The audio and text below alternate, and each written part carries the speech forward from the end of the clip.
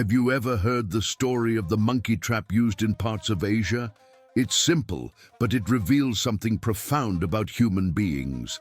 Hunters put fruit in a pot with a narrow mouth. The monkey sticks its hand in to grab the fruit, but when it closes its fist, it can no longer get its hand out of the pot. And do you know what happens? He doesn't let go. He's trapped.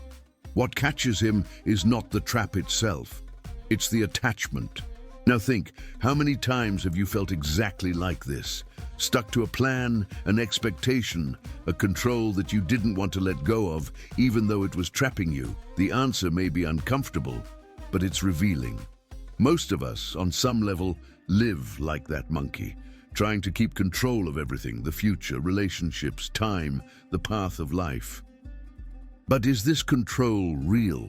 Studies from Yale University show that around 85% of the things we try to control aren't really under our control, which means that we spend a lot of our energy fighting against forces that simply don't obey us.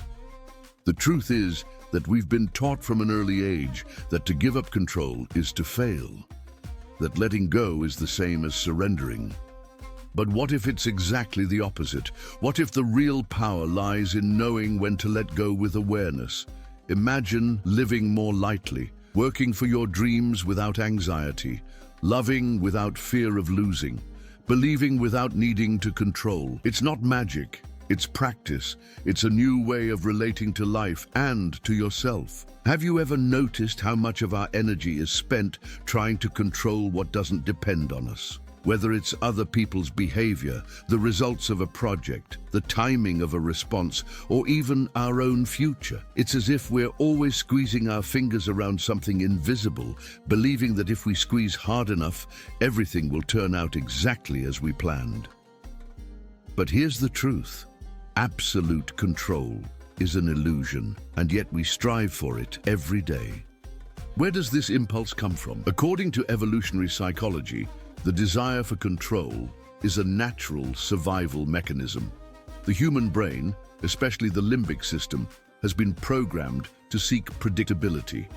Because in the past, predicting meant surviving. If you knew where there was food or danger, you had a better chance of staying alive. But today, that same instinct imprisons us. What once protected us now paralyzes us. According to a study published by the American Psychological Association in 2021, around 72% of people report feeling excessive stress when faced with situations they can't control.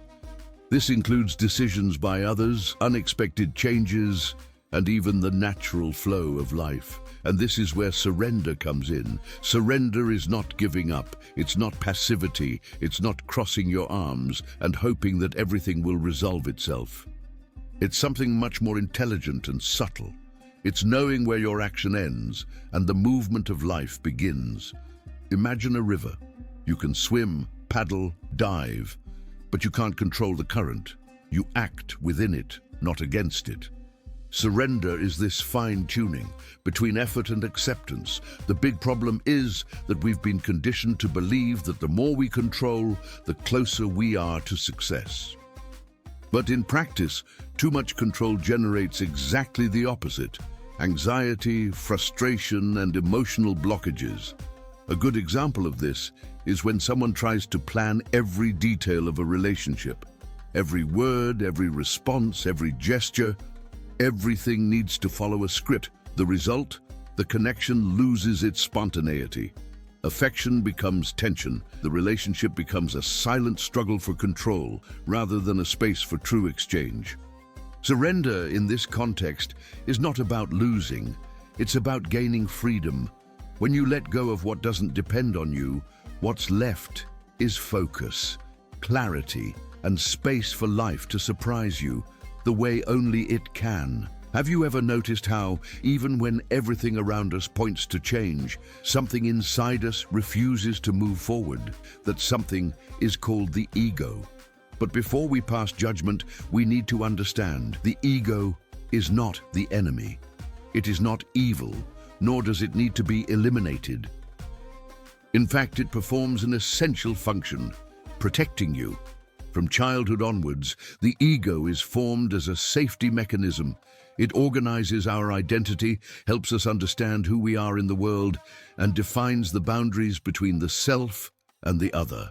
The problem begins when this protection system turns into a prison. The ego seeks security above all else, and to do this, it clings to what is known, even if that known is hurting us. For example, if you've spent your life hearing that you have to fight hard to get something of value, your ego will resist any idea of ease or fluidity, even if life is offering you just that. That's why, when we talk about surrender, the ego gets scared. It interprets the act of letting go as a loss of control, and control for the ego means survival. Recent research from the Stanford School of Medicine 2022 points out that the ego is closely linked to the activation of the brain's defense mode. When we feel that we are about to lose something that gives us identity, a status, an idea, a personal image, the body reacts with stress, as if it were facing real danger. And that's when resistance is born. Resistance is the voice of the ego saying, if you don't control this, something will go wrong. It's the tension that appears when we try to change a pattern, let go of a toxic relationship, or follow a new path.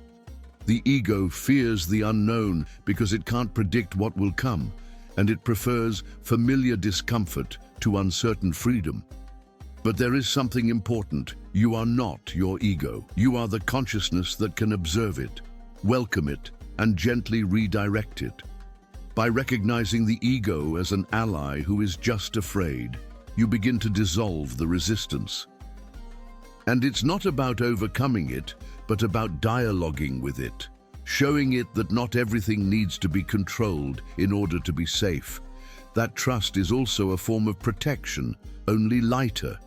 When this understanding happens, resistance loses its strength, and for the first time, you start to move with life, not against it. There is a fine line between having a clear intention and living imprisoned by expectations. And it is precisely this line that determines whether we are walking lightly or suffering for what didn't happen. Intention is like a lighthouse. It guides, inspires, and directs. Expectations, on the other hand, often become an anchor. They hold us back, demand results within a fixed mold. But what is the difference between them?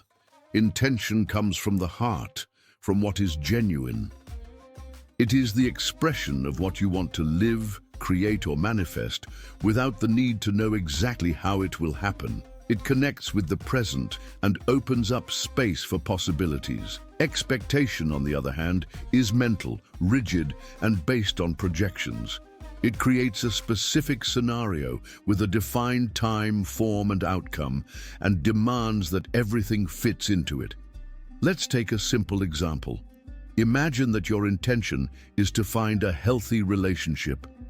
You cultivate self-love, open up to meeting people, take care of your energy. That's an intention. Now, if you expect to find someone perfect by next month, who has these characteristics, says certain things, and always reacts as you imagine, that's an expectation. Do you see the difference?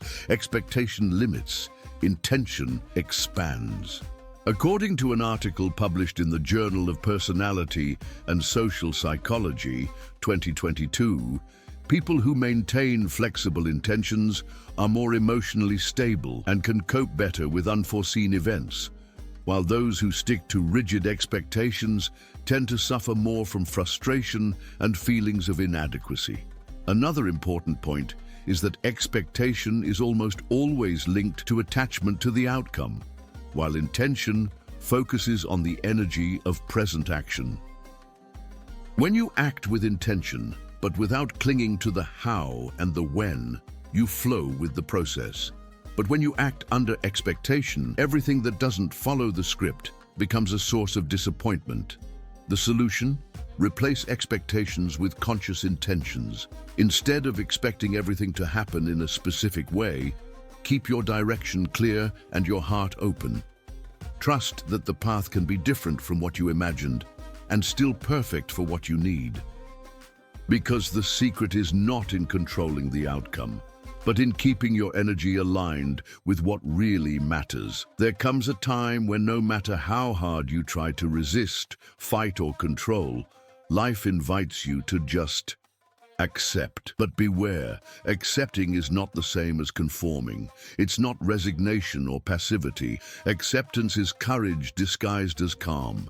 It's the act of saying, even if I don't understand it yet, I allow things to be as they are, for now. This is the first step towards entering the flow of life, a state in which you stop swimming against the current and start moving with it. It's not about stopping acting or abandoning your goals, but about getting out of the mode of constant war with reality. What many people don't realize is that suffering arises from the conflict between what is and what we think it should be. And as we try to bend reality to fit our desires, we create internal tension, anxiety, and frustration. Acceptance frees us from this prison. A study conducted by the University of California, Berkeley in 2021 revealed that individuals who cultivate acceptance in the face of challenging situations experience significantly lower levels of stress and greater emotional well-being.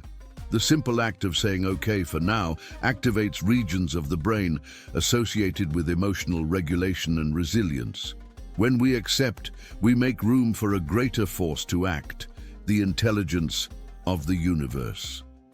You can call it life, God, the quantum field, nature. It doesn't matter what you call it. What matters is understanding that there is a greater order, one that goes beyond our control and our immediate logic. It's like planting a seed. You choose the soil, water it, and look after it. But there's no point in digging every day to see if it has grown. At some point, you have to trust the invisible process, because it's in that invisible process that the magic happens. This trust is a choice. It's deciding every day that you're not alone, that the universe is responding to your vibration, even when it doesn't seem to be, that life knows the right time, even when your mind wants to rush everything. Flowing with life is not being passive. It's being intelligent. It's acting with awareness, but without rigidity. It's staying focused, but letting go of control. It's giving up the constant struggle to access a lighter, more intuitive and truer state. Because when you stop resisting, life begins to show you the way. Have you ever stopped to think how much weight you're carrying for things that should have been left behind? Often, the transformation we so desperately seek doesn't require more effort, but less attachment. Letting go isn't about losing, it's about allowing the new to arrive. But why is it so difficult to let go of what no longer serves us? The answer lies in the way we were taught to relate to the world. From an early age, we learn to become attached to ideas, people, routines, roles, certainties. We create bonds with what gives us a sense of security, even if that security is illusory. And over time, we confuse these attachments with our own identity.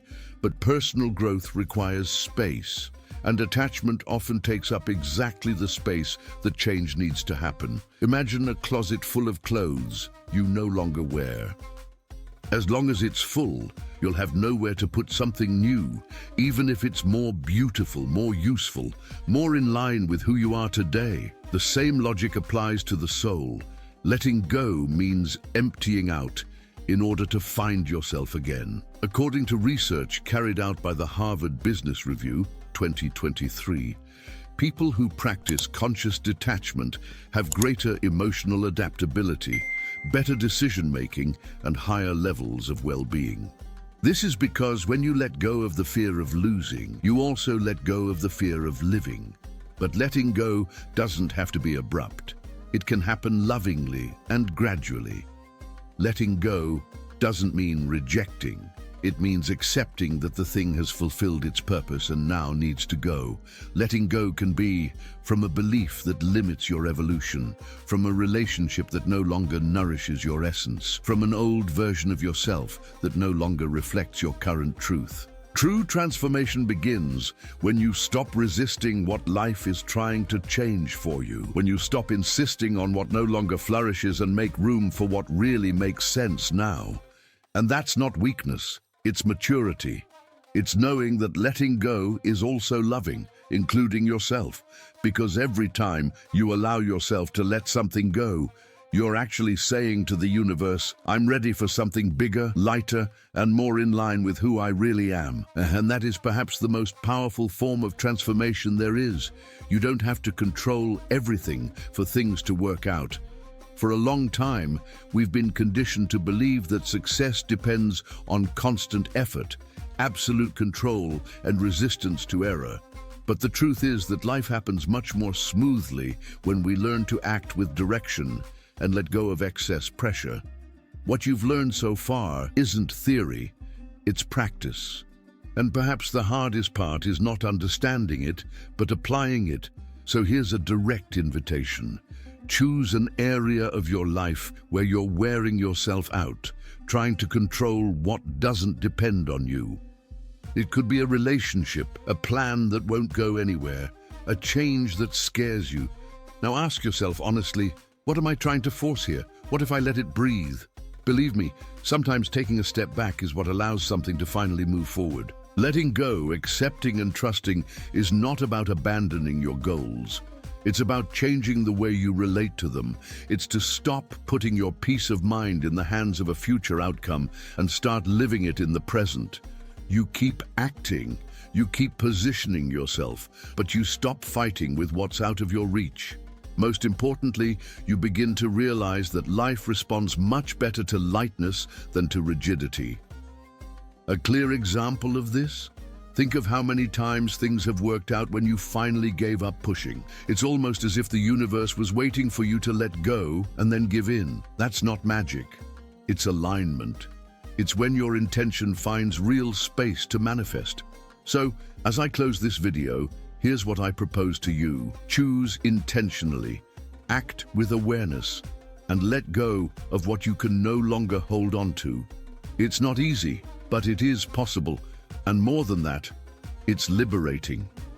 Your transformation doesn't begin when everything changes outside. It begins when you change the way you deal with what you can't control. Now, it's up to you. If this content made sense, don't stop here. Leave a like, subscribe to the channel, and turn on notifications so you don't miss any content. Now, watch this next video where I show you another essential step to change your reality.